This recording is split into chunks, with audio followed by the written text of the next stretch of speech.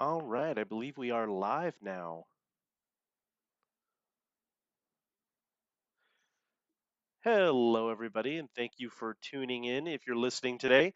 Today, we are going to be talking all things nerdy. Um, we should be live. I'm hoping we are. I had some kinks to figure out before we hit the broadcast button and kick it off. Today, I have with me here my lovely partner and significant other, none other than the one, the only Sydney Davis. Uh, Hello. Sydney, oh, hello. Hi. Sydney, would you like to tell us anything about yourself? Anything we should know? Um,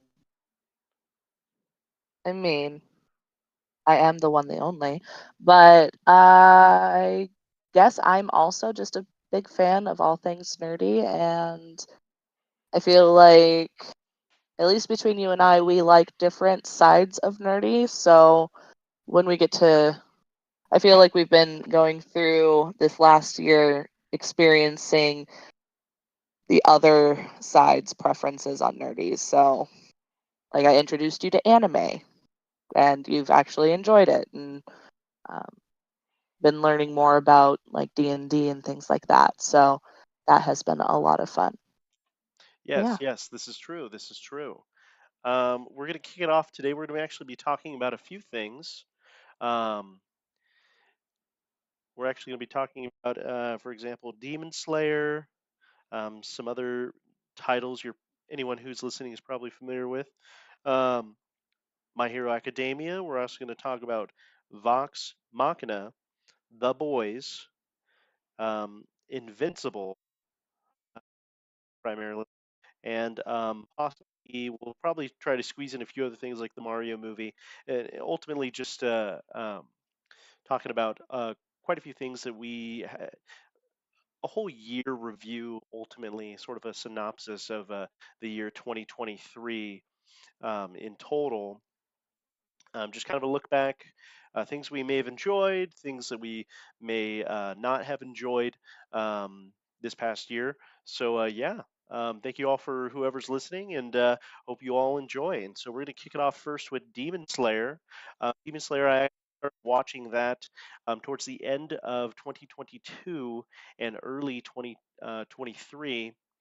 And I would say overall it was a really great show. I had a fun time watching it, especially the I guess it's technically what the short film, the train arc. That was Oh incredibly yeah, great the to Love watch. Train. Yeah, and ultimately Yeah. for me, I loved. I'm sorry, did you have something you wanted to say? No, go ahead. Oh, Go ahead. I was gonna say for me, um, and the swords. What is it? The Swordsmith Village arc? Is that what it's called? Uh, and something like that. I think it's like this the sword arc, sword village arc. I think Yeah, something like that. that was a lot of The fun. newest one. Um, the entertainment district, that was probably my favorite. That's the one where I felt like the stakes were kind of at its highest, if you know what I mean. Yeah, no, I definitely agree. The stakes did feel the highest there. There were it, and just some of the twists and um, just absolutely dropping a whole other upper level demon out of nowhere was amazing. Yeah, yeah. No, it truly was incredible. I felt as though that final battle really, especially the animation. The animation for Oh yeah, me, the art. yeah, absolutely beautiful. Absolutely beautiful. Do you have any favorite characters that you like, Sydney? Um, so my absolute favorite character is probably Zenitsu. Um, a lot of people actually think he's probably the most obnoxious character in the show, Hmm. but that's exactly the reason why I love him. He's the most realistic character in the entire. uh, in the entire story. He's terrified to go out there. He does what he has to, but especially during the Spider Family arc, I hated that arc so much. I'm so arachnophobic, so I hated that arc. So his reactions to everything going on in the woods around him was so relatable. But and he's, I don't know. I think it's hilarious that he is one of the stronger characters in that show, but doesn't even know it because he's passed out the whole time. It just Yeah, gives me so much joy. yeah, no, absolutely. That's What? oh, go ahead. No, I was gonna ask, what's your favorite? Like, what's your favorite character? Who? I guess. My favorite character, I'd have to say, oh geez, if I had to pick one, I really like, I really do like Tanjiro. I really do like him a lot. Um, Honestly, I'm trying to really think of any other characters. I mean, what was it? Well, what's his face? Rengoku was great. Is it? I'm trying to remember his name. Is it Tenzin? No, Tengen. Tengen. Tengen. Really liked him. His character was great. Absolutely great. Um, I do. I do have to agree. I really do like Tengen in the fact that he has, like, he's showy. He's, he's the, you know he's very flashy, but at the end of the day, Flashy, he's a or does it say warrior shiny? who, oh yeah, uh well, he likes things flashy. Flashy. Yeah, Yes. But he I think one of the things that sometimes is forgotten in that main final battle, like, not only did he lose a hand on his two-handed weapon, but he was also, for most of that fight, poisoned. that's right. Oh my God, that's Yeah. right. I completely forgot about that. Yeah. Remember, he loses Yeah. a hand, but yeah, you're right. He is poisoned for a bulk of that fight. That's correct.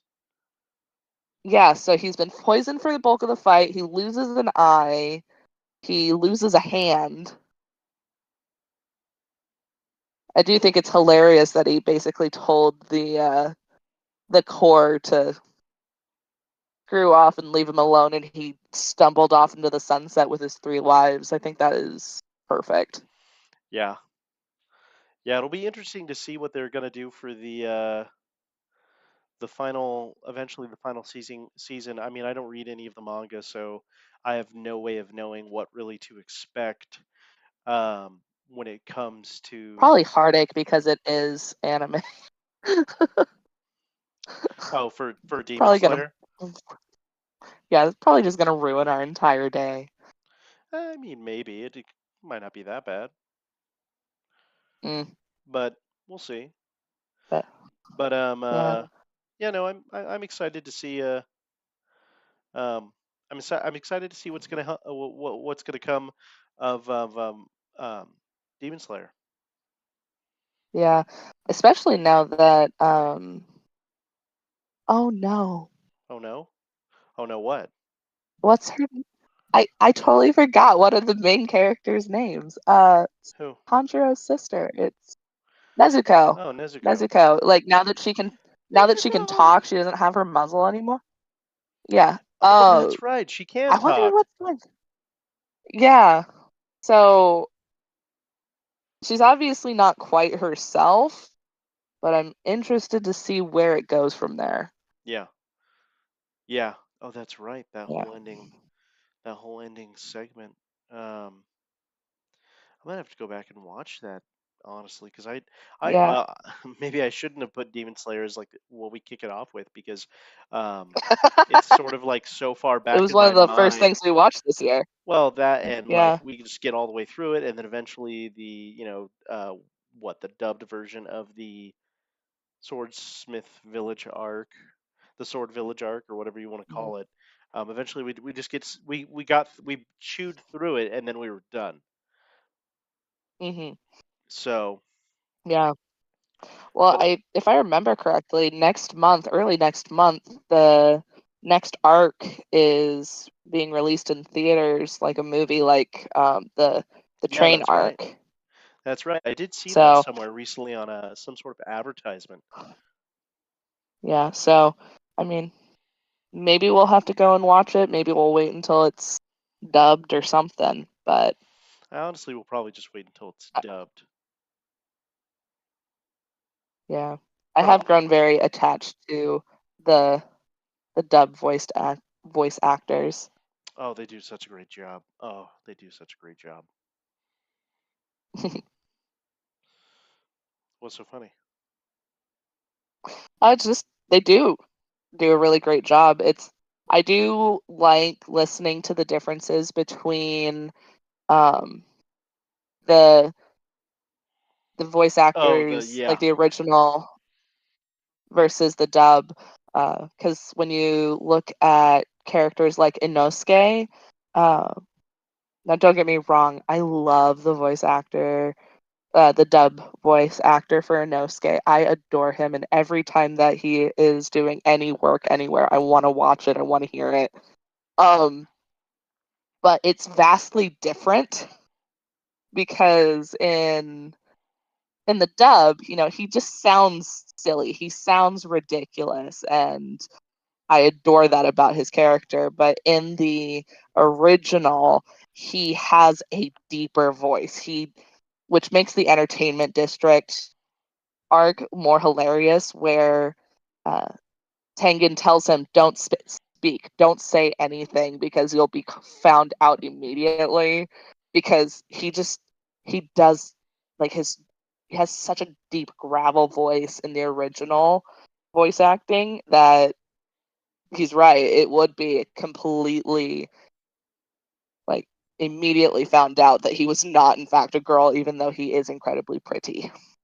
yeah, that's right. Every time he takes off his mask, he looks like a girl, and they all laugh at him. I mean, it worked out for him in the Entertainment District. Yeah. So How about that final battle, yeah. though? Oh yeah. The with like the dirt dragon thing, or was it dirt? Was it trees? No, it was trees, wasn't it? That in the In the in the I was Oh, are you talking talking about about the the Entertainment District? yeah the Oh my gosh. well That the yeah I was the at the edge of my seat the entire time for the Entertainment District. yeah. Oh no, I was as well. And again, the animation is just so good. Right, reminds me of those memes that you see every now and again that are popping up. The when the animators forget that there's a budget, Oh my gosh, yes. Yeah. That and I the feel like that's art that went into that show. yeah, and I feel like that's the animators over at their studio. Excuse me, sorry. Um, Yeah, no, kudos to them because they obviously put so much time, energy, and skill into that, and it shows. oh yeah,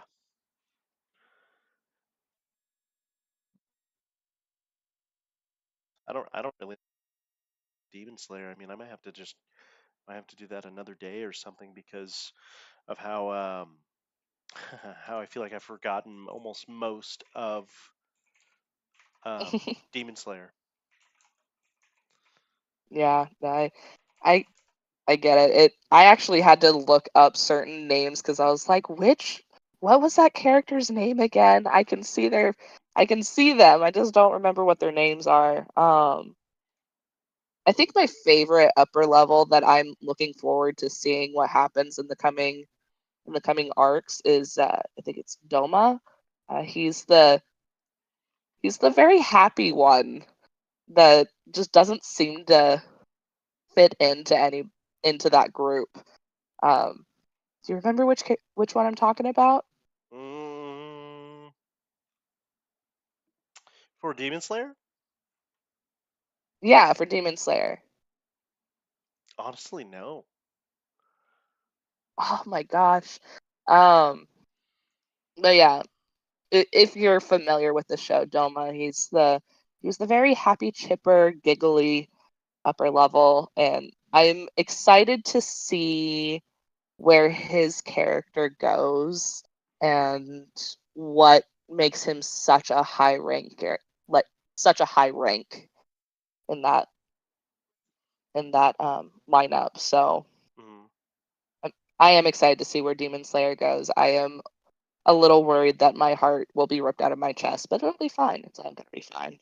That's how it is with all the animes, though. It will be fine. In the But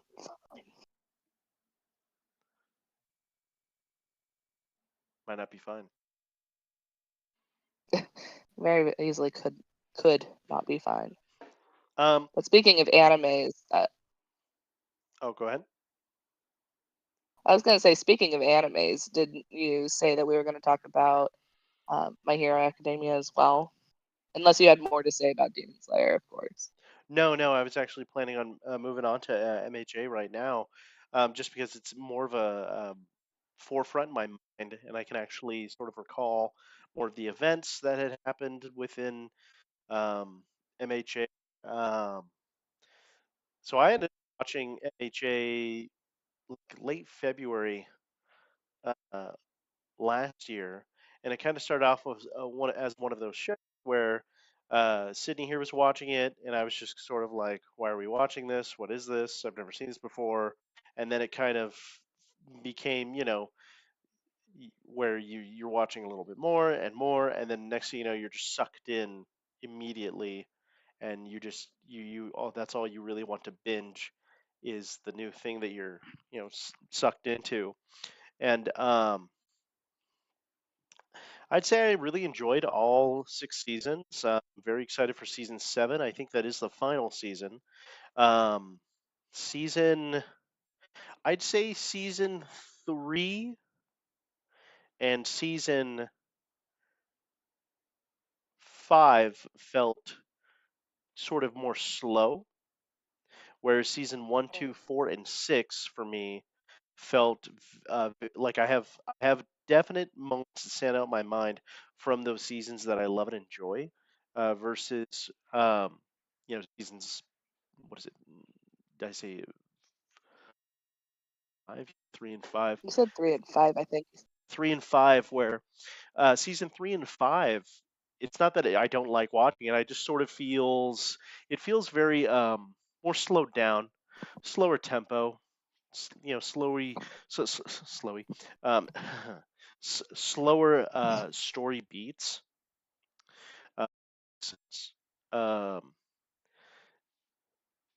so like it almost feels like there's a high and then there's kind of a lower point, and those two seasons feel kind of like they feel more like a lower point for me at least, whereas all the other seasons feel more like higher points. Because season one, and I'll probably devote like a single episode per podcast to each season, just because this tonight's episode is kind of more of a look back overall with the year Mhm. 23. Um, so like season one for me was great because it establishes the world. Great, like it had very great sort of easy rules to follow along. Um, you know, for the characters, for the world it's set in, everything like that. Um, season 2 was great. Um, I guess we can start out with season one. Season one I really loved because it had it just had a really great introduction and really great finale when they are fighting. And spoiler warning, by the way, for anyone who hasn't seen it, had really great final few episodes of the fight at the um, oh, what is it called? Was it called? It was called like The the like that training USC or center. yeah, like the training center, but it had like an I acronym or can't. something.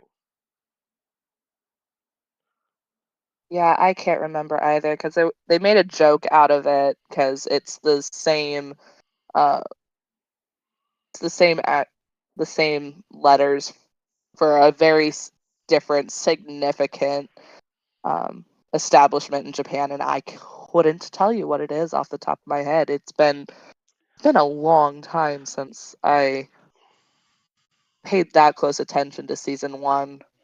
Honestly, I think with season one, I think it was like a um,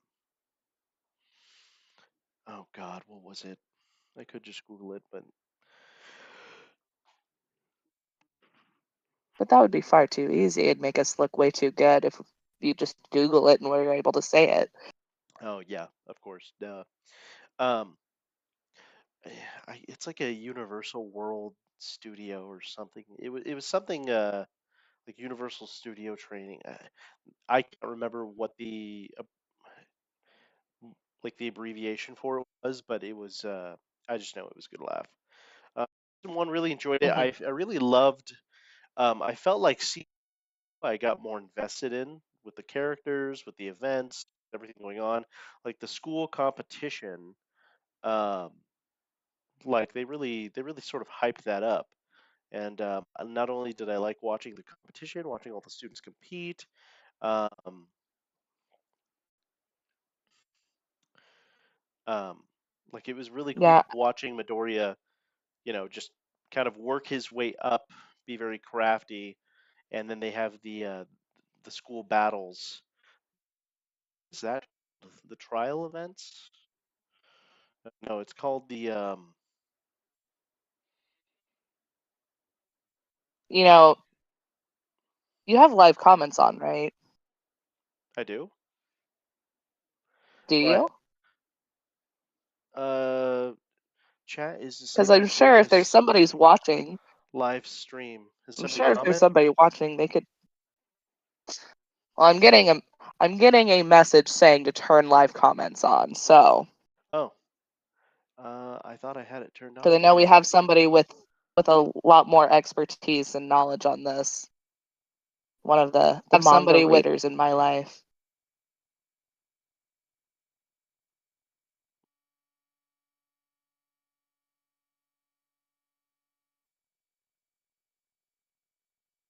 Please hold for technical difficulties.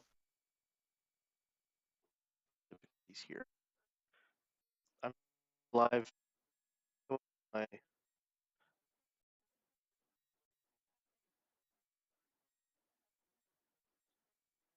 I don't have any live right now. Has any been made? No, Oh, apparently the comments are not on. oh. I think I might have just enabled it.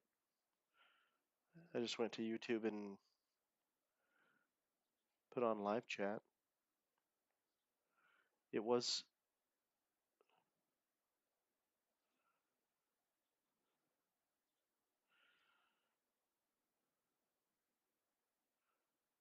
huh?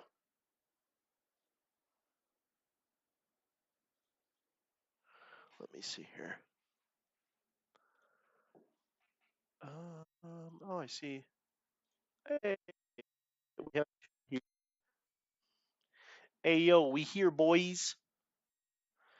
True fan, big true. But for yeah, so for season two of My Hero Academia, um, I really felt like the tryouts that they have, I felt like that was awesome. I felt like it gave a great sort of foundation per character, and it Mhm. really sort of gave each character a great like you have a better understanding of like sort of what their quirks are, what they're capable of, um, and just seeing them grow after beyond that point is absolutely great. Um, Sydney, do you have anything you want to? Is there any, I guess, moments that stood out in your mind for primarily, I mean, even season one, but season one or two of MHA? Because I was just gonna, so I was thinking of Oh, just talking about each season sort of in sequential order, numerical order, oh, so to I say. mean, I think the only thing that I have to really say about it is, I mean, yes, you're right. The way that they set up all of the characters and the rules of how society works with the quirks and whatnot, it, I think they do a great job. Um, but one thing that it's it's it's abnormal to say it, but also not that abnormal. The villains kind of have a point. And that's one of the things that I really appreciate about this is about um, MHA specifically is the bad guys. They might not be doing it the right way, but are they wrong? And so I really appreciate that they give you a villain that actually makes you stop and think. Um, so the um, like the competition thing that they have within the school that I think that you're talking about that shows off all of their individual quirks. Um, obviously Bakugo wins, but because he didn't win the way that he wanted to, he didn't win, like he didn't truly win in his eyes. He was upset, obviously, because that's the kind of character he is. They had to muzzle and chain him to stand on the pedestal. And when the villains Hold, ultimately hold, ended up kidnapping him, hold on. I don't mean to be rude or interrupt you. I'm going to put a oh, pin in it. We have a chat. Um, we have a chat here from Katie. She says, "We love that they make you think. We love the sports festival." See, that's what it was called, the yes, sports festival. Why couldn't I the remember sports that? festival. Sorry. Go. It's so simple.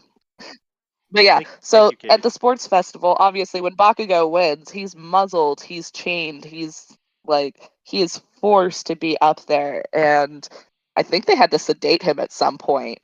Oh yeah, And the fact that nobody thought that that was wrong except for the villains, it it that Bakugo was up there.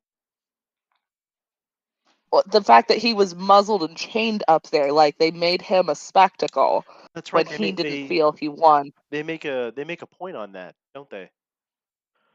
They do.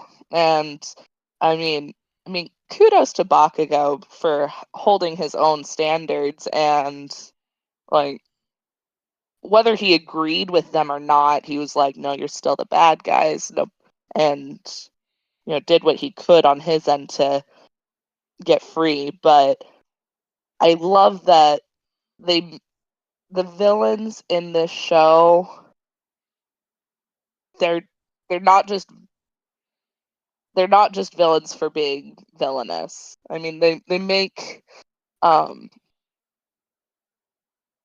oh gosh, Oh, hold on. I Another. can't think of anybody's name. We have another Uh-huh. chat.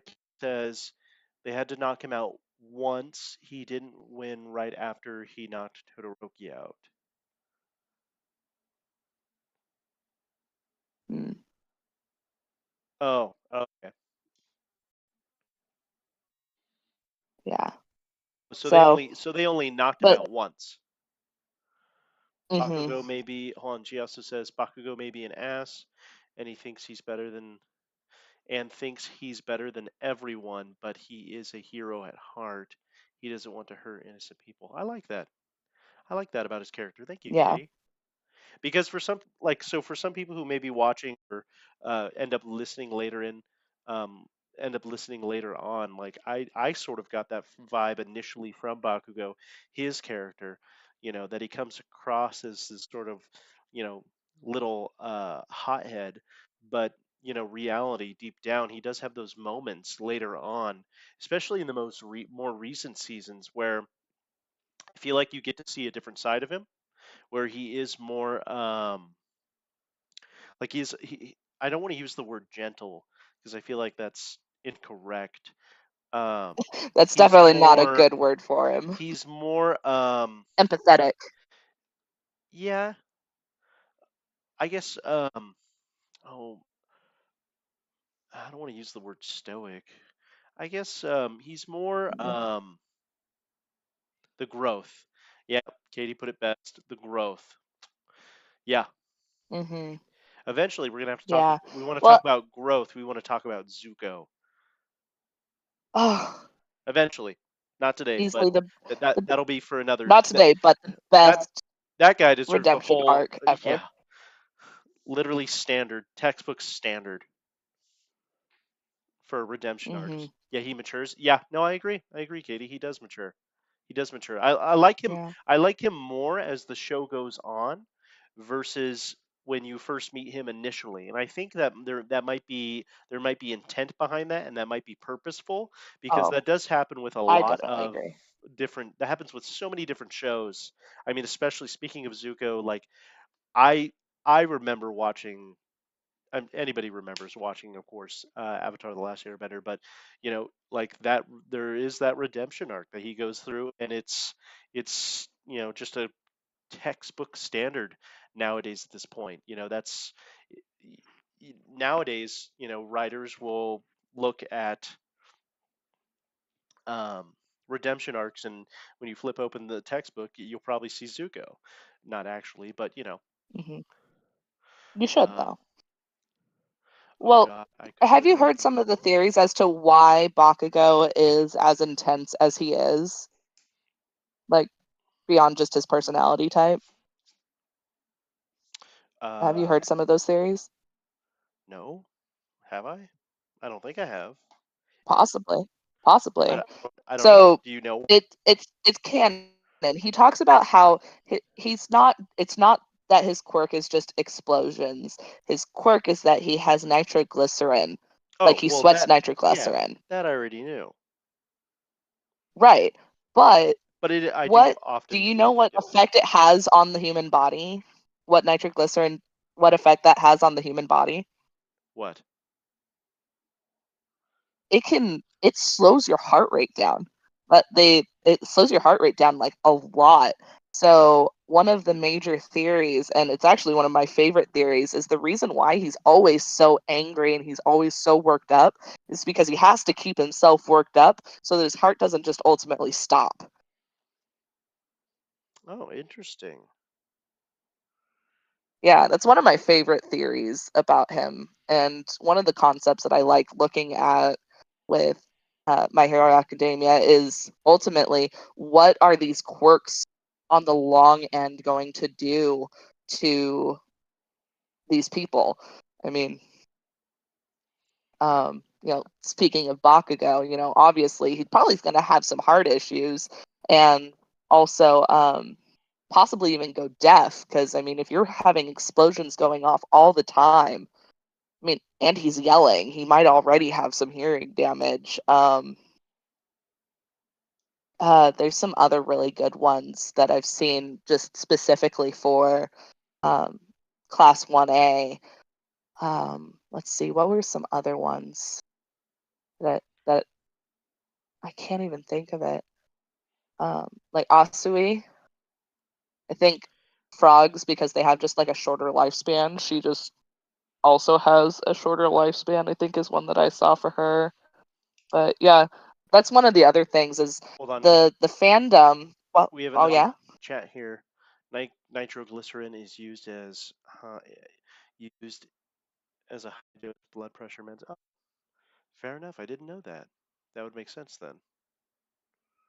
hmm Yeah. So, but kind of going off that same vein is just one thing that I do have to give the fandom for MHA is they're so invested in the characters that they think Yes. about like what are some of these side effects, what are some of the social expectations for each of them based off of what kind of quirks they have and whatnot. I mean, don't get me wrong, there's always going to be toxic fandoms and MHA gets really really pervy really really quick if you're not careful, but the people who really stop and think about like how would quirks actually affect the human body, it's Well, I there's a always lot there's a y- lot out yeah. there. I always envisioned, and the reason what one of the things that I really caught on quick with me with MHA is that like the show really sort of it was more of like a modern day take on the X-Men. And so Mm-hmm. like for me with MHA, um, it reminded me of like a lot of like really cool X-Men characters. Like, Bakugo could in a sense be almost like Wolverine in terms of his temper, but he's more like um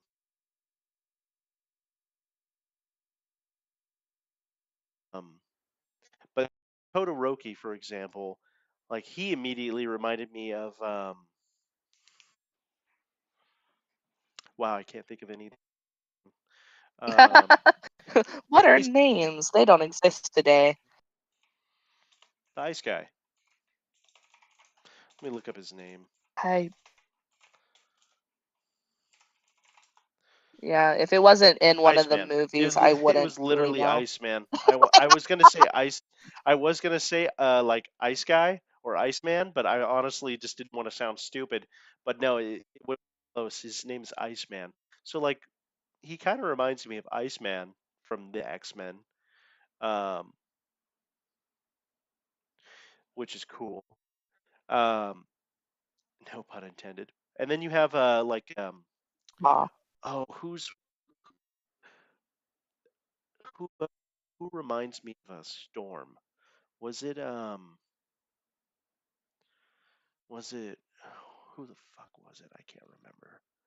Oh, Um, there was like that one guy oh yeah, the from the one. other school. Um, yeah, he has like the massive like arm, and he can create like wind tunnels.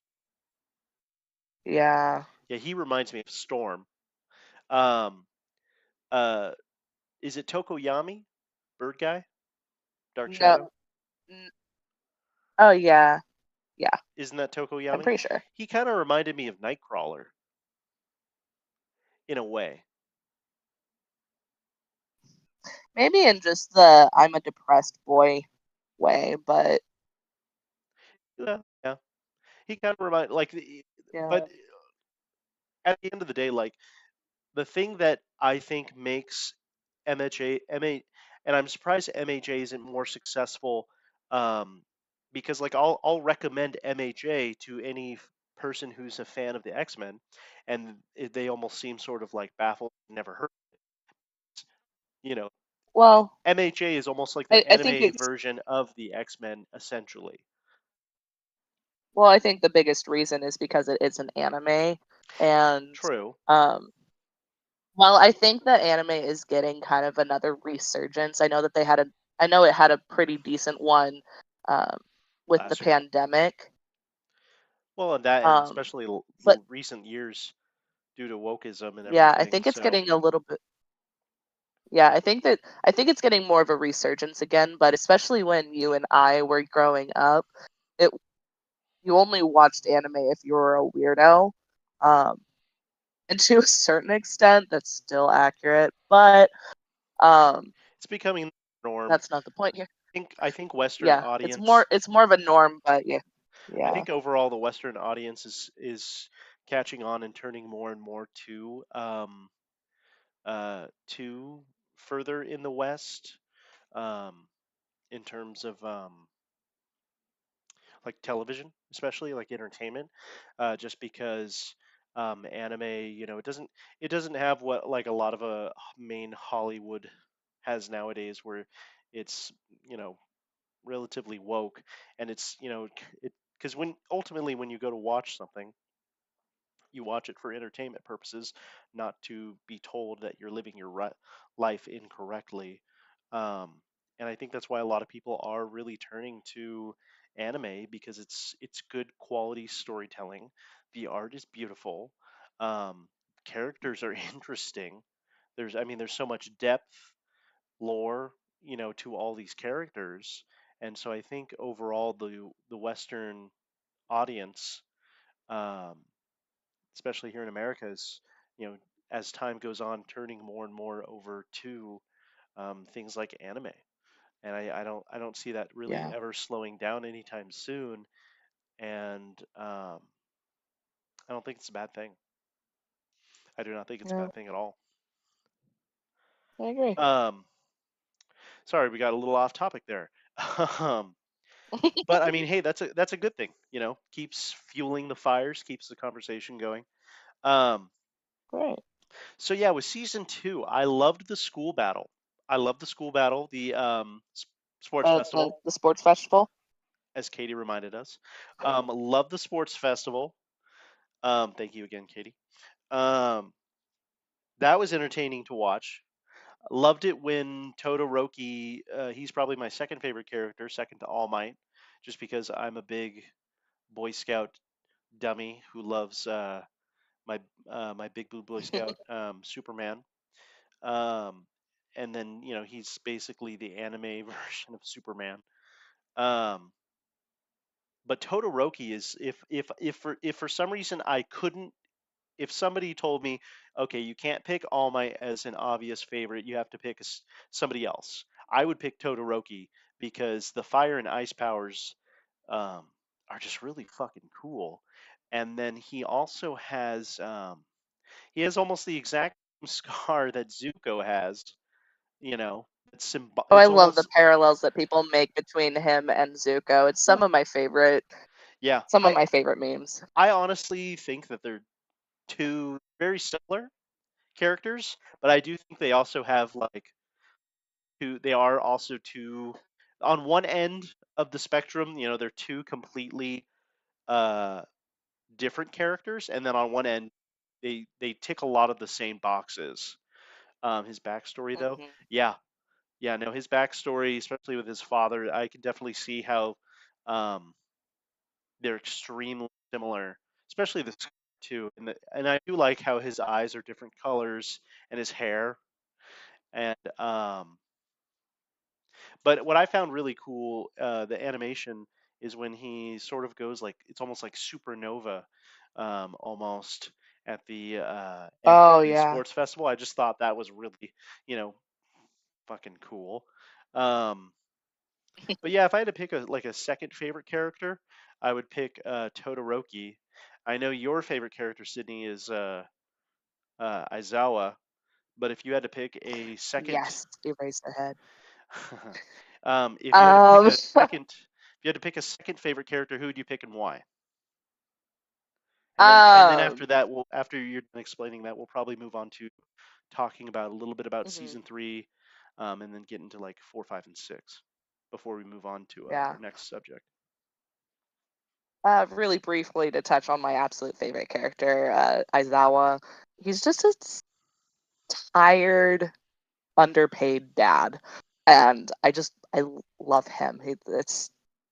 I feel like if ever there was going to be a realistic teacher for somebody who has to teach children how to be heroes, it would be the guy who wears a sleeping bag to class. It just makes my heart so happy. But my second favorite character is also one of the students. It's probably Kirishima, or Red Riot. Um, That's right. I always forget. I, I always forget he's your I favorite. he he just makes my heart so He's happy. pretty fucking cool. He's just a Same with he's Fat such a Gum. pure soul. Oh my gosh, Fat Gum is also like way up there. Um, Yeah, like I yeah. love that he's just loud.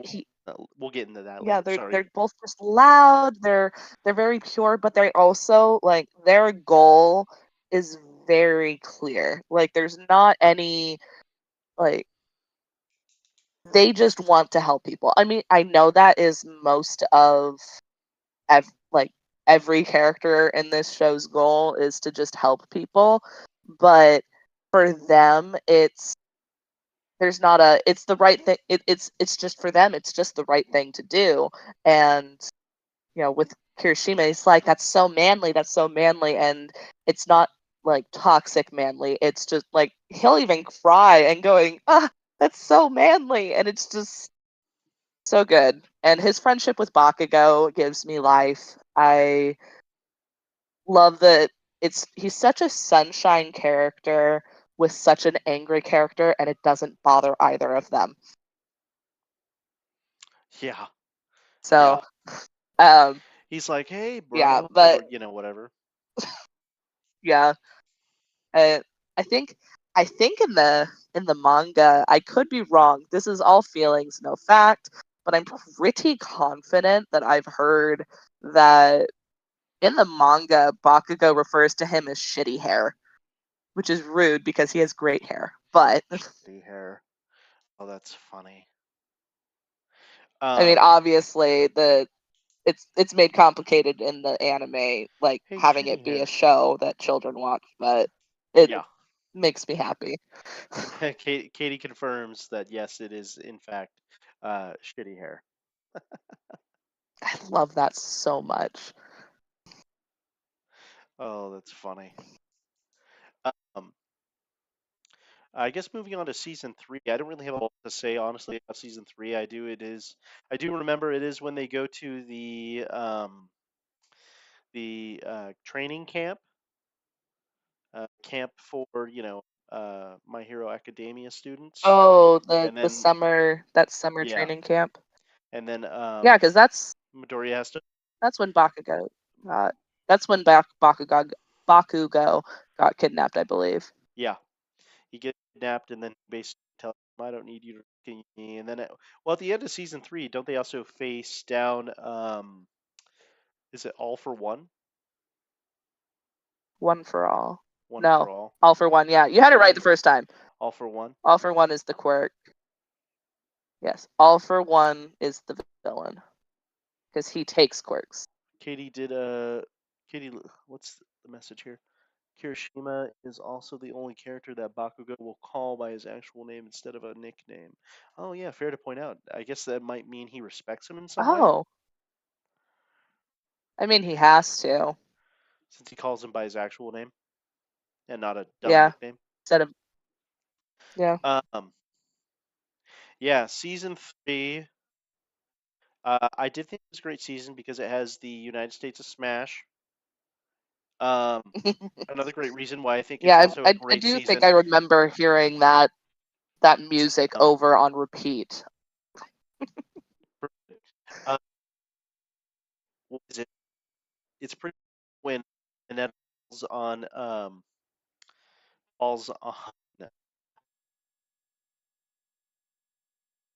face at the spa. They're all naked. His towel falls off. He's trying to scale up the wall. Falls. Um. Uh, what's his name? Oh, oh, I always want to call him Tengen. Yeah. I'm mixing my Uh. my animes. It's not two. Tengen. Tengi. It's No, it's no. Katie, you're obviously an I'll just expert. Help us Google it. out. Yeah.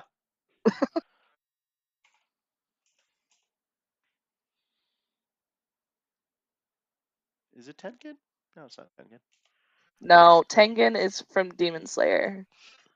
Let's see. Characters. It's probably not even starting with a T. Tenya. So Ida. Tenya Ida. Tenya, yeah, Ida. Ingenium. Yeah, Ida. Ida. yes. Ida. Um. So when when Mineta falls on Ida and he's like trying to scale Yeah, the but wall for and then he straight into the gets nose. yeah, he falls on his face and his ass is on his face. Probably the greatest moment from season three for me because I just thought it was fucking hilarious and played that Oh, on I don't repeat. know. The Wild Wild Pussycats, I think is what they're called. Having is his name Tiger? Like they're all super cutesy little girl, like cat girls, and then just this hulking mass of a man That in a reminds me mini of skirt. yeah, that person yeah, that reminds me of Eric at work.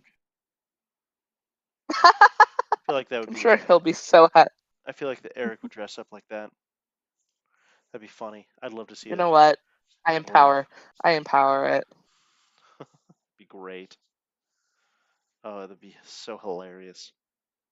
Um, honestly, I have nothing else I want to talk about with season three, just because I wanted to like season. oh God, what is it? Season four, I have a little bit more to talk about. Season five, I don't have a lot to talk about. Season six, there's a little bit more to talk about, but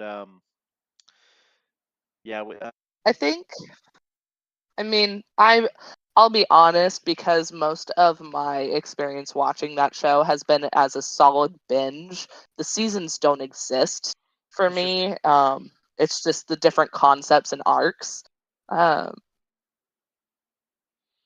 at least for me, just my brain does Coda not is the work real in. hero of the camp arc. He saved all the girls from the pervy Oh, Minetta.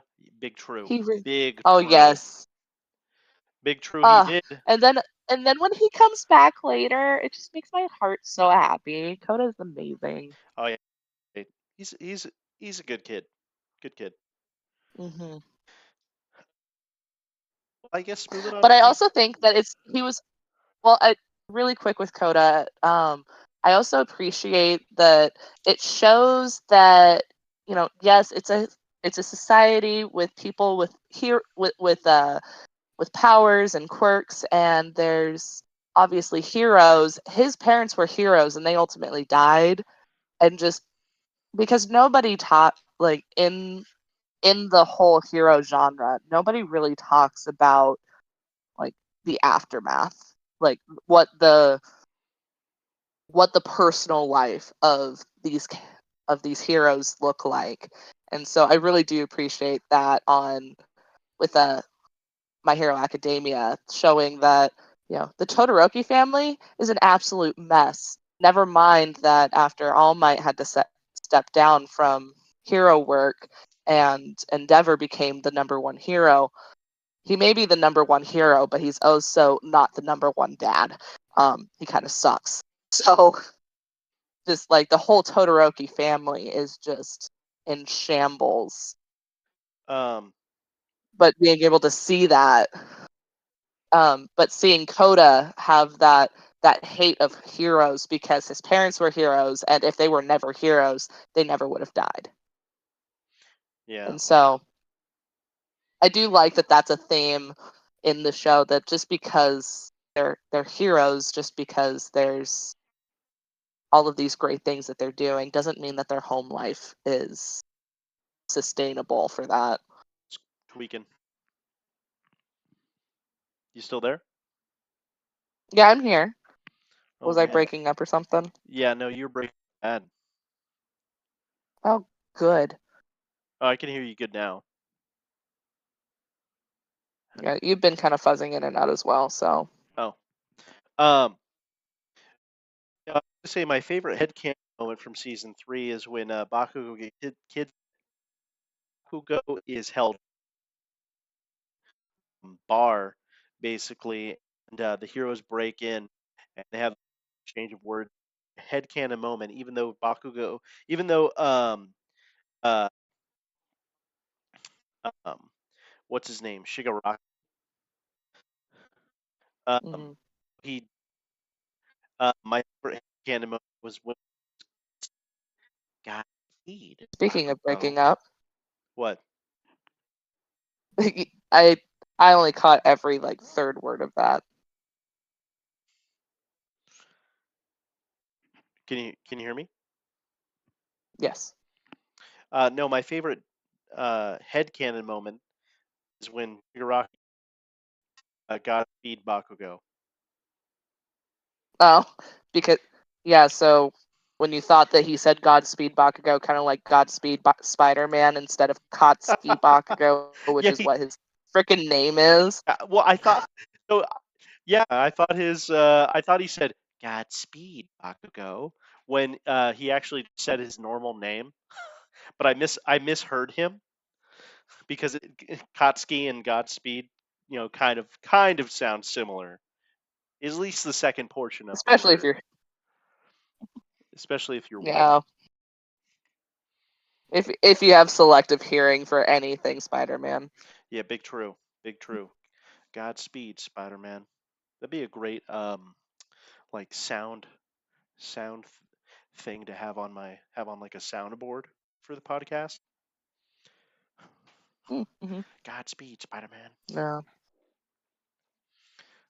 Let me see if I can find Anyway, it. Yeah. Do you have anything that you want to talk about with season 4? um, no, I feel like we're also getting into that. I mean, Godspeed, it's been out Spider-Man. long enough that Wait, hold on, hold as on. we talk about the coming. I found it. Godspeed, Of Spider-Man. course you did. Godspeed, Spider-Man. It's just so fucking great to have that button there. Can you hear it when I press it? Hit it again. Godspeed, Spider-Man. Nope. Oh, you probably can't hear it because I'm playing it on my desktop, and Oh, Katie's like, yes, I guess you'll have to play. Godspeed, Spider-Man. Oh, that's fucking hilarious. Yeah. Okay. Um, But anyway, like as I was saying, as it's been out long enough. There hasn't the newest season has been out long enough that if you aren't caught up, you should be. But I also don't want to be that person that just drops major. oh, I mean that's what the podcast is. I would assume that. I mean, I guess I'll just start Fair putting it. enough. I guess I'll just put. To be fair, though, you're correct. I guess I will have to go out of my way and do a little more of a disclaimer with the intros. Polish those up a little Hmm. more and do have disclaimer of like, hey, if you come here to listen, but however, just be warned, we will be talking about spoilers, blah blah blah blah blah for this and this and this today. So you've been warned. Now's your chance, and if you don't like it, just go watch it, then come back and watch this, something like that. So you do bring up a Yeah. fair point. I agree, but Yeah. anyway, I like how I was concerned about it for My Hero Academia, but not for Demon Slayer. Let me just drop major lore in the last moments of the show. yeah. Oh, by the way, Oh well. Nezuko talks. Um, season 4. That's when they have. That's them when they meet what's his face. Um, I almost call Hawks? I almost call an enemy, the main villain of that season, Roadhouse. When I know that is not correct. I have no idea who you're talking about now. The main Oh villain, wait, the guy with the like plague doctor mask. I don't know why I called him Roadhouse. oh, Overhaul. yeah, that's weird. Yeah, overhaul. Oh, yes, and No. He shall now be known as Roadhouse. Roadhouse. He looks like the Uh, kind. He looks like the nope. kind of guy who's like a cook or a waiter at Roadhouse, and he hates his job. Mm. You know, I can't argue I can just that see him with like the actually. mask, a Roadhouse hat, shirt. You know, he just walks up to your table. How can I take your order? You know, please, But I do have please is stop throwing peanuts on the I, ground. I do enjoy I do enjoy making fun of him because of everything that he did to Eri. Dude, he fucking killed uh uh what's his name? All Might's friend, the guy with the glasses. Oh, Sir Night Eye. Night Eye. He fucking killed Sir Night Eye. It's Yeah, bullshit. that it kind of was. Goddamn It was kind goddamn of. outrage. Where were the riots for Sir Night Eye? Poor Sir Night Eye. Man. Oh, I was gonna say Lemillion. He reminds me of Nightcrawler. Yeah, Well, no. No. that Sorry, yes. he doesn't remind me of Nightcrawler. I'm getting my X-Men confused. He reminds me of Kitty Pryde with being able to like bleed into walls and stuff. Mm-hmm. Yeah, no, he reminds me of Kitty Pryde. But anyway, that's more season 5 and 6. But yeah, no, season 4 overhaul. What an asshole! Fuck that guy. He's not even real. Fuck him. Yeah, yeah. I think he's in like the top 5, like terrible, at least for me, top 5 terrible anime villains. Like I hated him. I found him annoying. Like I hate him I hate him in a good way. Like because the show like it builds up to that fight and the show it doesn't it you want to have some sort of relatability to him. Um However, I feel like that um almost unbridge level. Yeah, big true. Um I like where are your redeeming qualities? They don't exist. so like overhaul I hate him, yes. Do I feel like he's more relatable than like Shigaraki is after you learn more about Shigaraki? No. And I think that's one. I was gonna say also no. Well, I think Yeah, Overhaul is less relatable than Shigaraki is, and once you learn their history. yeah, because with Shigaraki, it's he obviously was dealt a really shitty hand, Oh yeah. but of for his quirk, but like he was Ha dealt a ha really shitty ha. hand of cards. Funny, um, funny. but the poor thing was Oh manipulated yeah.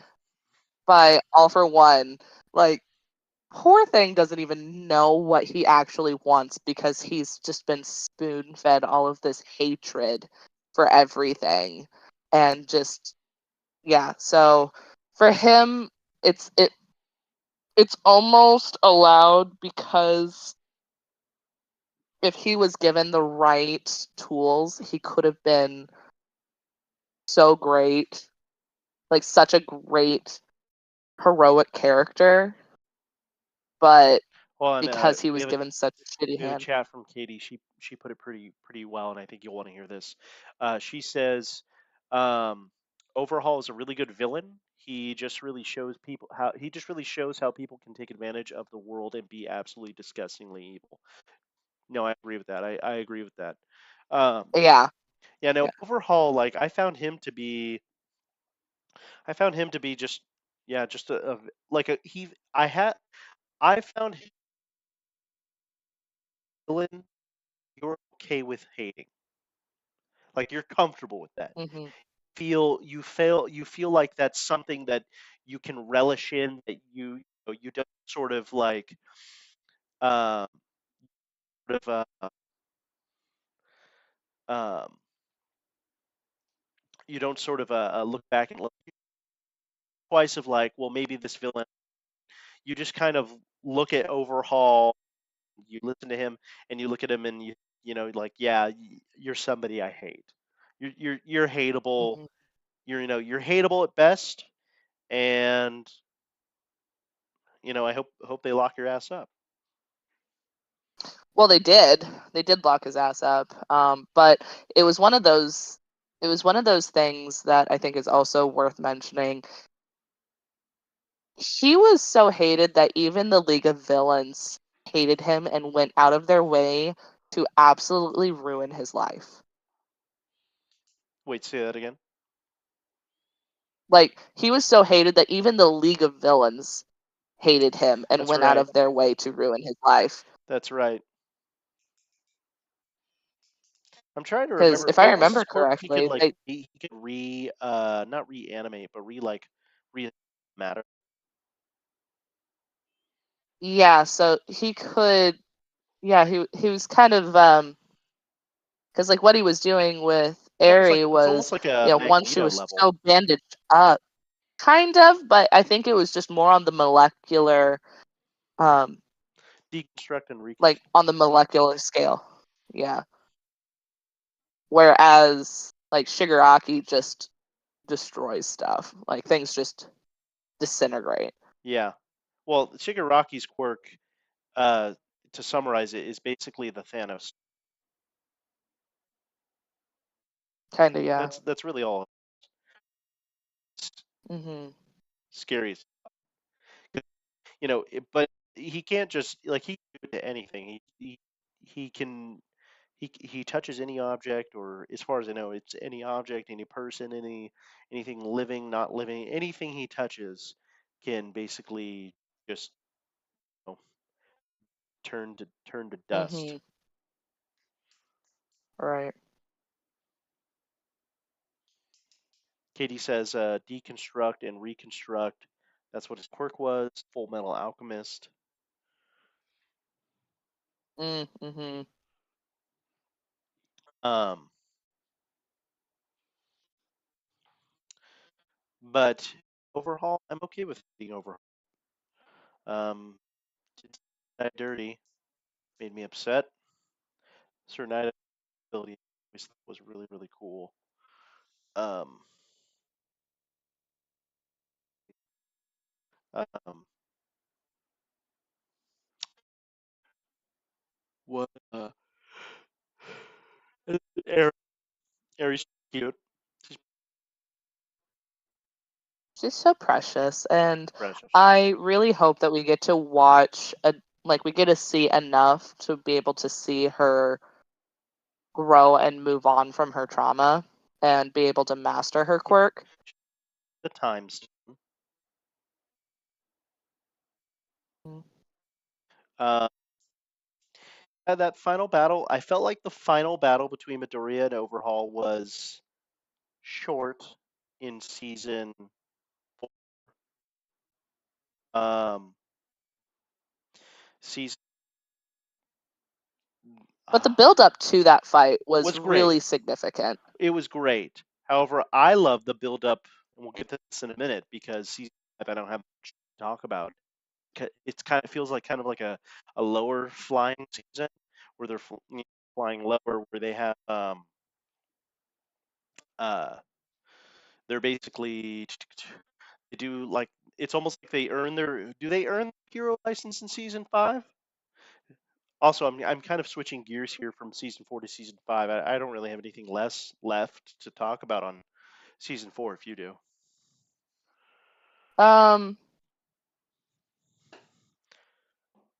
is it season 5 where they have their I think their that's where All Might no, isn't that what number? because like they had their because they had their internships earlier than that. They had their internships after the sports festival, and then they had then yes, they did get their um like their I think it's like intermediate like it's kind of like a hero's license, but like not quite. Basically, where they can work under another hero, Yeah, and then they were doing work studies. That's yeah. what it was. Um, what is it? Season 5. Season 5 I felt like was I mean it was good. I just don't really have a lot to I say about it. Um, I I mean think that's where they have I like think for their season their 5 it was little just a lot of battles where Midoriya gets Black Whip, I think. mm, Katie says internships, I th- hero license, then overhaul arc. That's right. mhm, But yeah. season 5 is Um where they have the student battles, which is also fun to watch. Um, and that was it. It's isn't that the season where Shinso comes back from the sports festival cuz he was yes, yes. He the comes back with his hypnotizing guy. he comes back with his voice manipulator mask, which is pretty cool. Where he can Yeah, mimic I do love other that they people. yeah, I think it's cool that they yes, they do have all of these quirks, they have all of these things that they're really great at, but they also have entire um like like career tracks where it's like we make support items for people with these quirks. So Yes, I think that's really cool where it's like yes, they have this really great quirk, but you know what would make it better or easier is if they had a voice modulator where they can mimic other people or um uh Ayama's belt so he's able to have um that belly button ray just actually really go for it with and not just explode. yeah. um you know, little things. Um, I do think that's cool. But Yeah, Yeah, because I think season 5 it was more about like almost like resetting the board to build up for the next big fight. oh yes, of course. Next big fight against what's his name? Doomer Schmitch. The anime Doofenshmirtz. Oh, what was his name? Oh, Because he used he uses it his was either his stress. stress or his rage. He uses Yeah, stress, the buildup of stress, and then releases it. Yeah, what was his name? if that's not me at work.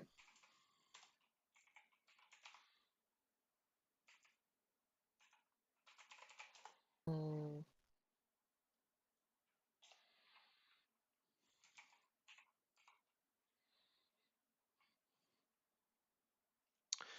Um,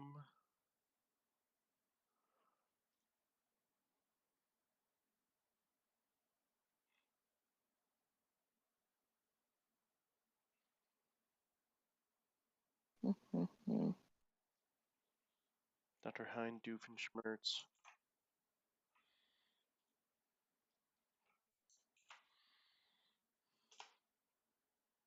I was really counting on Reddit, but here we are. Um,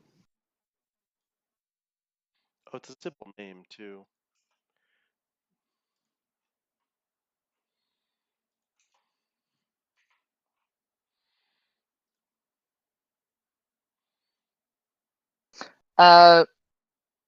Rikia Oh, Destro. Yatsubashi. Destro. Rodestro, yeah, that's right. That's right. Basically, the animated version of Dr. Heinz Doofenshmirtz. I mean, they had to have known when animating that, especially certain certain scenes. Looks just like him. I love that the voice actor for Doofenshmirtz, he's just absolutely baffled and loves how much love everybody's giving to anime Doofenshmirtz. Yeah, yeah. No, that's correct. He's like, oh wow, this actually looks kind of like him. Oh wow, this is pretty cool. Mm-hmm. Uh, yeah, season 6 I thought was great because you have is it yeah or Gigament? No, it's the guy uh Gigomantia, Giant Machia. Or I you remember his name? I don't know. What do you mean you don't know? I don't know. I'm pretty sure you remember. I should not be expected to remember everything. I'm pretty sure Sorry if you're hearing any background noise. The dog is it's getting restless and she's making it my problem. oh, Katie said it's Gaimakia. I'm pretty sure I'm reading Yeah. that wrong. I might be reading that wrong. Season 6 I thought was great with especially the intro. Um, and the whole season was great. Kept me on the edge of my seat. Definitely want to rewatch that season. Out of all the seasons, that one's probably one of my favorites. 1 and 2 are so good though. But yeah, season 6 was great. Um, I think you have Endeavor fighting the Nomu. And he basically goes full inferno. What is it? He's like prominence burn. Yeah, it's called prominence burn. That's cool. Um, then you have the big reveal Yeah. with Dobby being what's his face Todoroki. Oh yeah. I think that's season 7. But Season 6. well, because season 6 is the build up. That's where you meet Hawks. There's only 6 I seasons think. right now. I might be wrong. There's only 6 Is there? seasons right now. Yeah. There's a lot Okay. happened in I'm very season 6, I so I I am don't for Yeah, it was a getting very long one. Yeah, yeah, yeah. Dobby's dance. they go Yeah. underneath the Speaking of the hospital. Todoroki family just evolving. Yeah, they go underneath the hospital. Um, Lola Bunny's there. Um, fucking that's not Lola Bunny. I can't remember her name, so I'm just Uh, taking other characters from other other other universes and plucking them and throwing them in right. OHA because I can't remember their character. Yeah, Lola Bunny, Lola Bunny. No, um, Hops, But yeah, that's also where Midoriya basically goes rogue Super Saiyan. and spends an awful lot of time with One for All and all of the different the other um, holders of the quirk. Oh yeah, he's like I inside his do own mind. love, yeah, I do love that it does show that it doesn't take very much the difference between a hero versus a villain, because there were so many people that were still looking at Midoriya as the root of all of their problems. He was a villain in their eyes when really all he was doing was trying his best to save everybody, and if even at the expense of his own health and safety. Yeah. But also Principal Nezu being able to turn the entire campus into just a refuge, like a place to, you know, go to for all of the citizens in an area, like, and still be able to be a functioning school. Pretty impressive. Oh yeah. Um, my brain exploded. Fucking Aizawa, ripped off his fucking leg. Oh, I didn't want to remember that. Yeah. No, trust me. I remember the look on your face. I I remember was that pretty sure shit. my world was just ending. Yes. Um, that was yeah. Because doesn't he shoot him with one of the little darts, Shigaraki, out of his Oh yeah, and he just modified yeah, hand? yeah, he was about to lose his quirk, and instead of losing his quirk, he was like, "Nope, we're just not gonna have that anymore." Yeah. Or, Yeah, and he's because like quite frankly, and yeah. I mean, this might just be being biased, but obviously Aizawa is one of the major heavy hitters against Shigaraki, because there's no way to redirect Shigaraki's quirk, Well, I wonder but having Aizawa just erase it. I wonder if I keep wanting to say Aaron, but it's what's her name? Eri. I wonder if she could like touch Shigaraki and have him go back in time or sort of rewind until he doesn't have his quirk. Well, quirks manifest as children. Yeah, I know. But didn't but Eri did put a temporary stop to like what, Lemillion's quirk? Isn't that what happened? No, no, he got shot with one of those darts that took away his quirk as well, The only they were and able I to think she manufacture had those done enough darts. work with him to be able th- to give it back. They were only able to manufacture those darts because of Eri's blood, right? Right. So if the darts come from Eri, then can't Eri use her quirk similar to those darts? Well, I feel like because there's a whole production for it, I have a feeling that there's more to it than just Eri just does it. It, it's just a byproduct of Eri's blood and whatnot. So I feel like I don't know. maybe maybe she has the capacity to use her quirk in that way.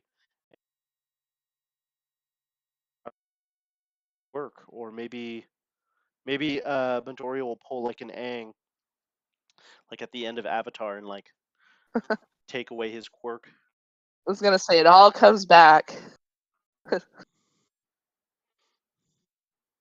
I mean, maybe, I don't Yeah, know. but I'm excited to see where it goes from here because the stakes are so high. Eventually, I do know.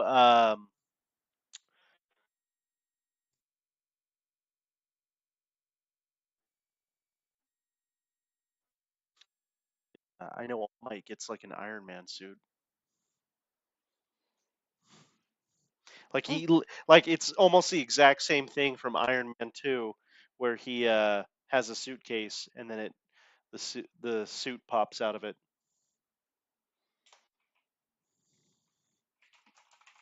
Yeah, that would track. Yeah, he gets this cool suit. But, He gets this cool armor. But but yeah, I don't really have anything else to talk about for MAJ at the moment. I mean, I would love to touch on a lot more, but I figured we could also go over to the next topic if you're interested. yeah, I'm interested. Nice, nice, nice. Let's see. What did we have? What do we have next here? Season 6. Um, I don't think we'll talk about all of Vox Machina because there are currently, I think, just 2 seasons, right? Yeah. But I can tell you, I definitely like the Well, show. yes, it's a great show, and I'm excited to see more of it. Um, the one thing that I wish was a little bit different about it, and this is just because it's a show based off of a D&D campaign, Hmm. I wish there were more moments that showed like crit fail moments. Crit fail moments. I feel like they have moments like that in the show, though. So I wish there were more of them though, if that makes sense. Like, or just moments of But why do you like, want because more? obviously,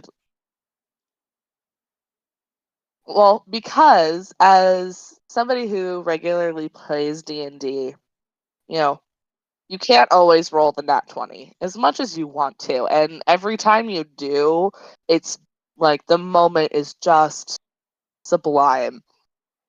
But I feel like more often than not, there's just mediocre rolls. Or it's like, I want to inspect this room. You roll really low. It's like, well, it's certainly a room. Like things like that. I just wish that there were more moments like that because it is based off of a D&D campaign. Like there can't be, it's statistically impossible. There can't be perfect rolls every single time. So, but I know that it's loosely based off of a campaign and it's it's more fun to watch your character succeed than to fail. But if we're Yeah. talking if we're talking anything based off of a D&D campaign, there has to be moments where, wow, that sucked, or that did not work the way I wanted it to. Yeah, I thought the first, I was sort of holding back watching the show for a while just because just life. But eventually, when I had time to get caught up, needed something new to watch, I remember seeing the trailer for it initially back in like like what the I think it was the end of 2021 or like first half of 2022 or like the second half of 2022. At some point, I saw the trailer and I watched it, and at the end, um, they have oh, who's the tiny little hot Scanlan? and is it Vex? Because there's Vex There, and Vax. I'm pretty sure it's Vex Vex. is the girl. Oh, Vax Vax is is the Vex is the girl. yeah. So The guy. it's like Vax and because it's Vex and Vax. So it's like Vax and Scanlan, where they're the only way the dragon is through its butt. Shows a clip of them. He using hand to fly through the dragon, Yeah. which ends up being, I think, in Yeah. season 2. It might have But been the it season was 2. a Might have been great moment. yeah, it might have been the season 2 trailer I originally saw because I wasn't interested at the time watching Hmm. the first season. Um, Yeah. but yeah, both the first and second season I thought were great. I'm excited for the next one. Um, love Grog. Grog is probably like my favorite character in that show. Pike's really cool because she's a paladin. Um, great story I love their moments. relationship, their friendship. Oh yeah, I love their friendship. It's so pure. Like I love the humor in it in literally, the they're just buddies. yeah, the humor in the show is more adult, and I love that, and that also will tie into Invincible later. You know, it's same with the boys. They all Hmm. those kind of have that sort of darker undertone, adult humor at times Hmm.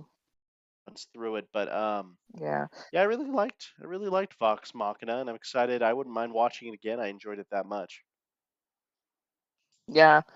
I do like that the characters are very distinct and very different, but they all mesh together very, very well. Hmm. I just appreciate that. I think it's a good balance between individuality and also they're obviously still a team. Yeah, yeah. Um,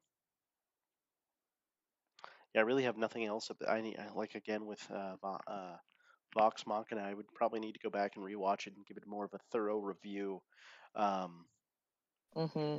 just because, not that there's not a lot to talk about, there is. It's just one of those things where I need to make sure I'm delivering, more of a quality review. So talk about it Hmm. after reviewing Yeah. it.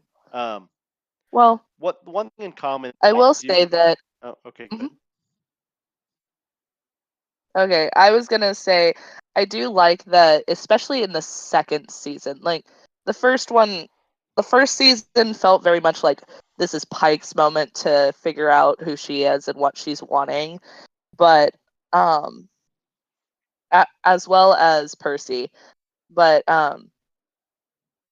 in the second season, I feel like they're going from character to character and they're each having a moment. They're each having an arc where they're getting more powerful. They're understanding their motivations and their reason for what they're doing and just becoming a better person. Because when they all start, they all kind of they're all a little debaucherous, and so just having them kind of evolve as characters, especially in the second season, I really appreciate that. Yeah, no, I completely agree. I felt like I enjoyed the second season more than the first. 100%, absolutely. That the first is bad or anything. It's just, it's just every show start to finish, especially the first season, you kind of have to get over that hump. It's like you got to get it's almost like a video game. You're playing The a world building. yeah, the tutorial. You got to get past the tutorial and then you can start getting into the like Hmm. the uh the the good stuff of the The actual meat, yeah, the meat of the plot. oh yeah, absolutely. Absolutely. Um in that case, should we go ahead and move on to the next topic? Do you want to move on? Does that sound okay to you? Yeah, Cool. yeah, Um, that's fine. one thing I do want to point out, and the next thing I want to talk about, we were going to talk about The Boys, which again, it'll be more of like a quick summary review. We're not going to go into super detail because, there's like, 3 seasons of The Boys, 2 seasons of Vox Machina. We spent quite a bit of time on MHA. Um, like Hmm. each of these things, um, including MJ, like it'll all get a more in-depth review later on. Again, this podcast right now is just sort of like just a quick review, not a quick, but like just an overall overarching review of everything that Sydney and I watched throughout 2023 and really enjoyed. Um, with Mm. that being said, one thing that I feel like The Boys, and then after that we'll talk about Invincible season 2 only, the first half of season 2, which is like 4 episodes, which is I thought they released the whole season. Then I came to find out they were going to release half the season now, and then or half the season like 2 months ago, and then uh, sometime in early 2023 they're going to release the second half of the season. But it's whatever. I rest my case. I digress. Um, but with the boys with My Hero Academia, the boys, and Invincible, and any other superhero TV show, media, video game, this that, the good things that are out there that are happening now, that I really like besides DC and Marvel. And that's the thing with DC and Marvel. Like right now, I especially feel, and I don't know how Sydney feels, but I feel like with Disney and Marvel, I have more of a sort of a fatigue as of late, the last couple of years, last few years actually, and that sort of prevents me, or is also preventing me from watching a lot of the new Marvel or DC movies and films, movies and films, same thing, film and television series, just because, like for example, DC, they cut out most of their actors. They got rid of Henry Cavill as Superman, dumbest decision um, in the fucking world, and we can discuss that in a whole that could be a whole hour podcast on its own almost, um, just because Warner Brothers decided that, oh, we want to just basically reboot the DC universe, get rid of our main stars who weren't bad as our current superhero slate roster, and then just restart, which is great. We'll see how it goes. We'll see if James Gunn can deliver. I mean, he's done some good stuff, such as Guardians of the Galaxy and Suicide Squad, um, a few years ago, which I really enjoyed. Thought it was funny. Not a movie that I think I ever want to watch a second time, but there are certain beats of that film that are hilarious. Still need to see Guardians of the Galaxy 3. Haven't seen it. 1 and 2 are great, but still need to watch 3, and do a review on that. Um, but yeah, they got rid of Henry Cavill, Superman. Dumbest decision you could have ever done, on DC's behalf. Marvel, they just recently fired Jonathan Majors as Kang, because of his whole ex-girlfriend situation. Um, Did so they that fire that him or did he get arrested? they fired him.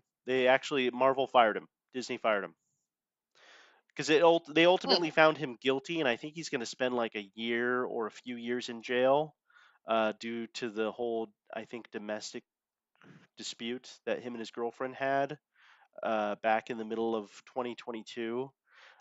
Basically, they found him guilty.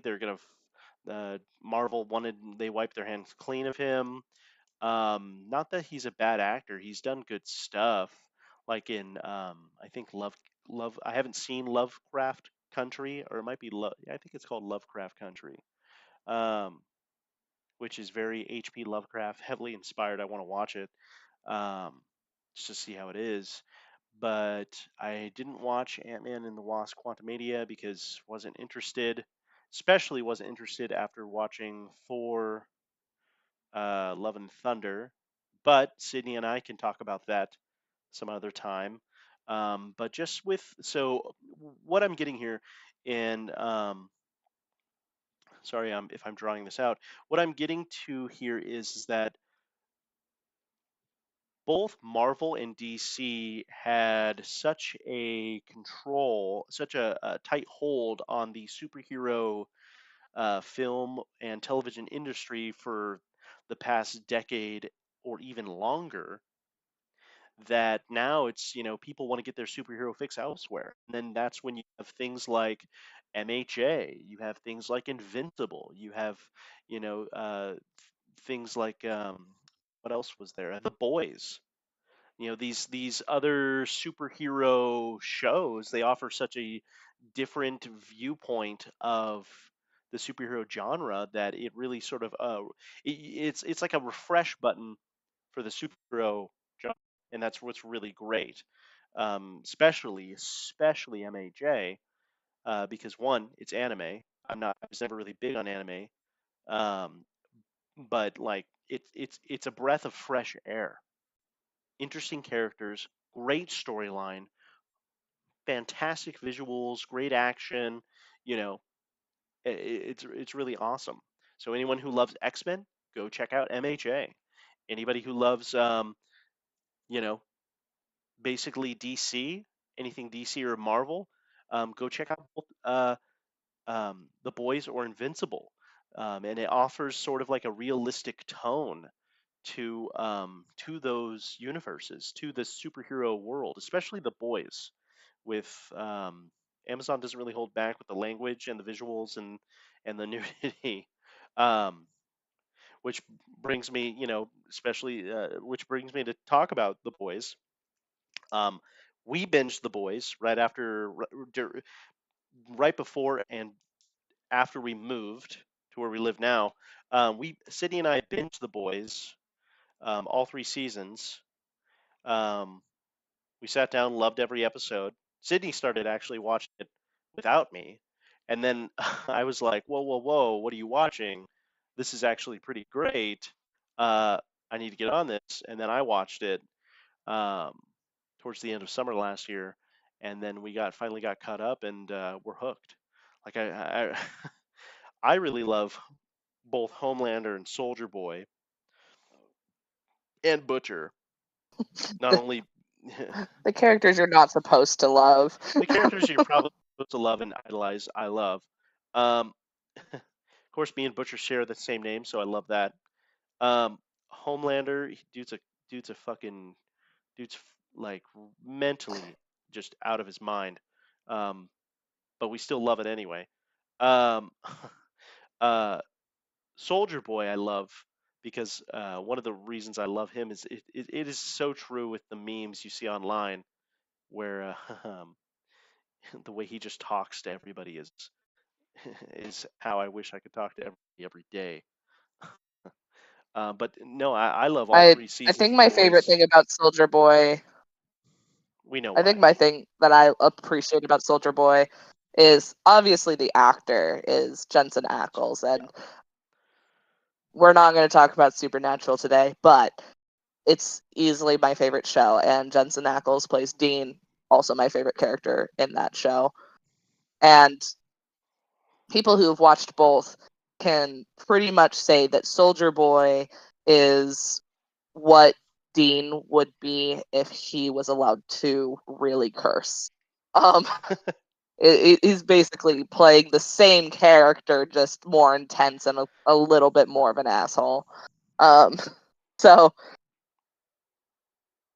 it it I appreciated it. I think The Boys does a really good job of having a very realistic example of what it would look like if people in our current world had superpowers Yes, and what that would that do to society. yes.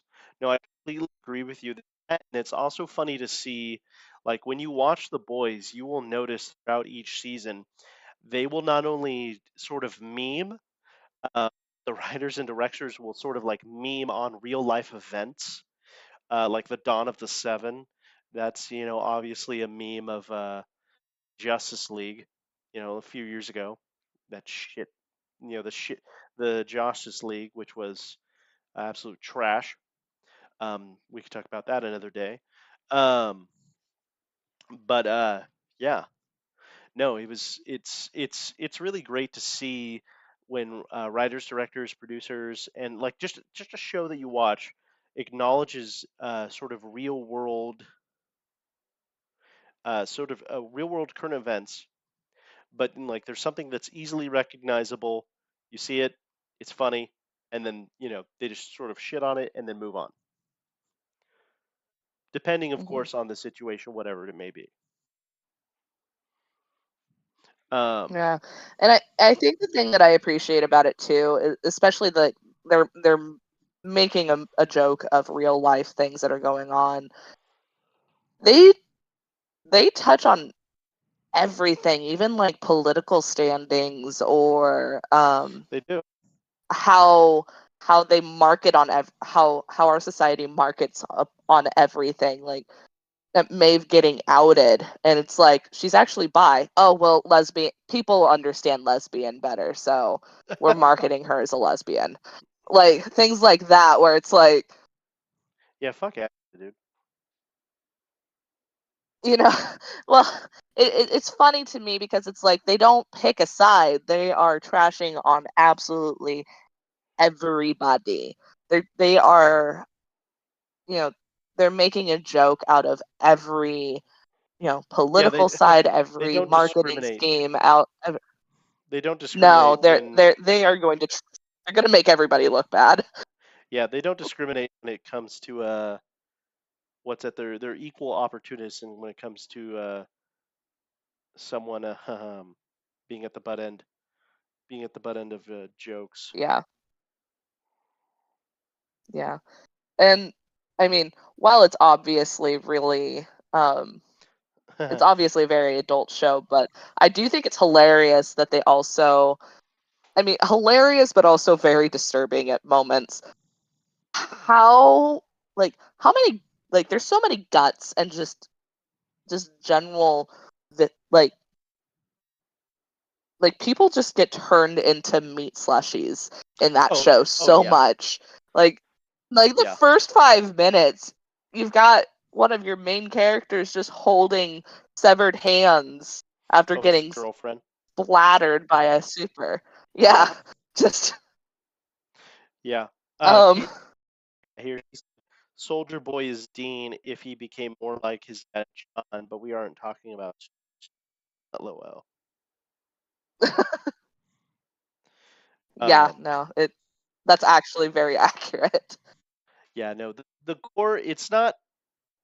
I don't think it's the most goriest thing I've seen, but it's definitely sort of up there in terms of. It's not a show for kids.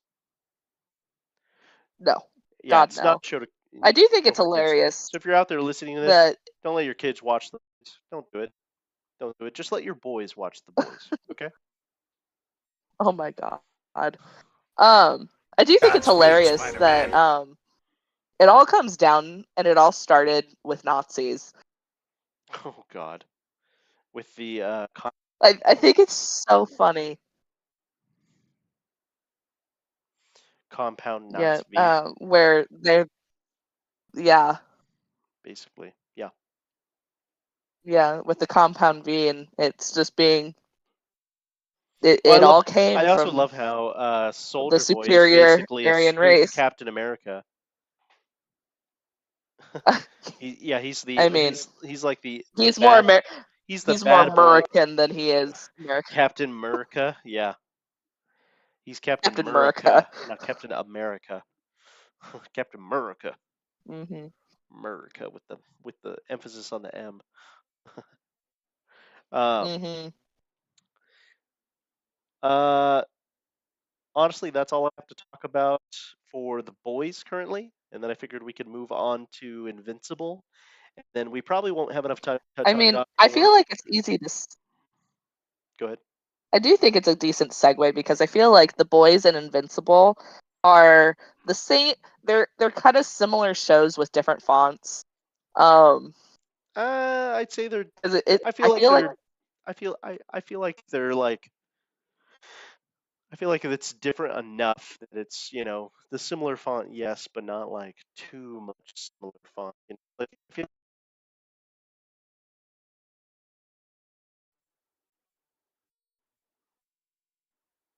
and if anybody was copying you it, know, I don't. copy Invincible because Invincible was actually a comic back in the early 2000s, early mid late Right. 2000s. Um, what was I gonna say? No, yeah. So I figured we could segue over to Invincible, talk a little bit more about that. We probably won't have Mhm. enough time to get into God of War tonight, just because there might not be enough time. Trying to keep the podcasts reasonable, not at like 3-4 hours long. So, um, anyway, moving on to our next topic tonight, we have Invincible, primarily just the first half of the season, if you've seen it. Um, First season's great. I'm skipping over that for now. We're not going to talk about the first season. Well, unless Sydney wants to. Um, However, I feel like it does deserve its own review. But season two, so far, season two is great. Um, it could be maybe I'm not. I feel like I'm less invested in it because I haven't seen the second half of season two, and I therefore I can't. I'm only comparing the first half of season two to the entirety of one. If I have to compare the two, season one I found to be more. I feel like we're drawn to that than season two. Or with season two, they're picking a few different things up. They're cooking up things. For example, what's going to happen with Omni Man. Uh, there's there's Mark's mom, Debbie. Her, what is that about? Was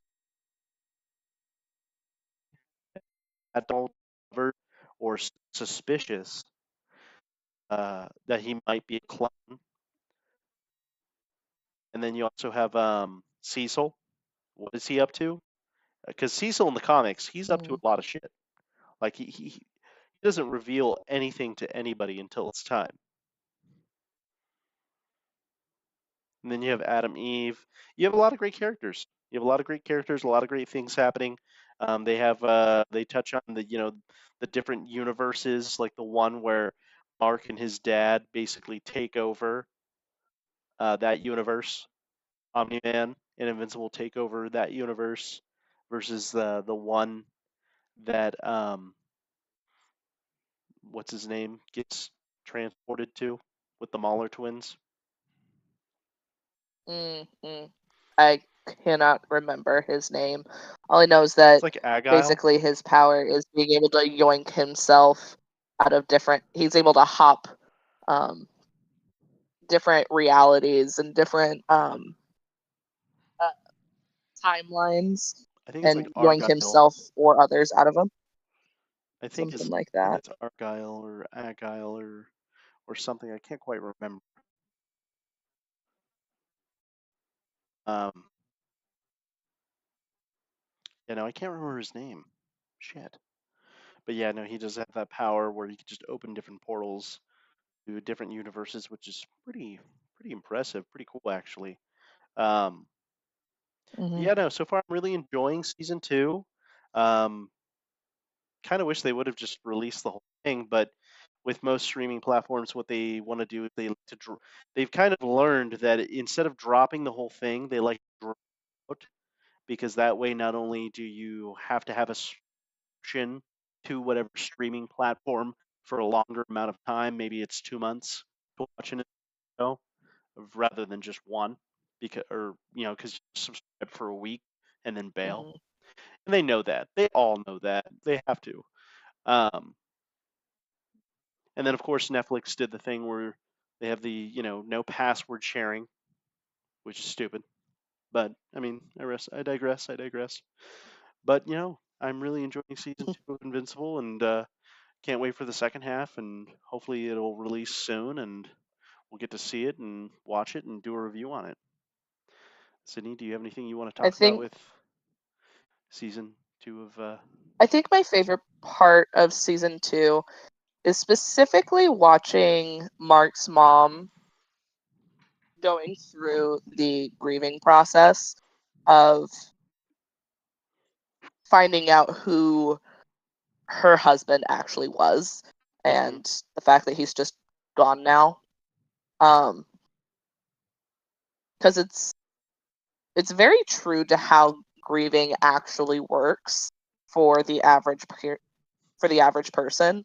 I And was gonna say so that I feel like I can agree they with did that. a really great job.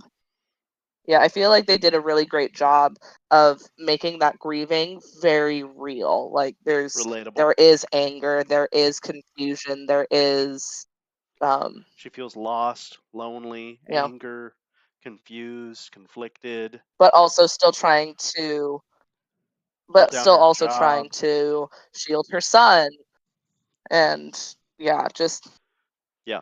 No, and they you know the they they different hurtful things that were said that just really affected her. You know, outside of like, you know, she is not your pet. You know, things like that where, you know, that kind of stuff just sticks with you when you've gone through a traumatic um, experience like that. So I really appreciate how they're depicting the grieving process of Debbie and Mark, honestly, because you know he's just grinding. He's going out and doing vigilante work until he gets paired back up with Cecil, um, who again probably up to some shit. So excuse me, sorry. very very excited to see where it goes, but yeah, with it only dropping half of the season, it's hard to give a full opinion on it. Yeah. Yeah. I'm hoping the second half will be good. Hopefully it'll release. Godspeed, Spider-Man. Can't hear it, but I did the Godspeed Spider-Man again. I'm gonna have to honestly, I have to get one of those soundboards and just have it for the podcast where you can hit a button and it'll different sounds, and that should be one of them.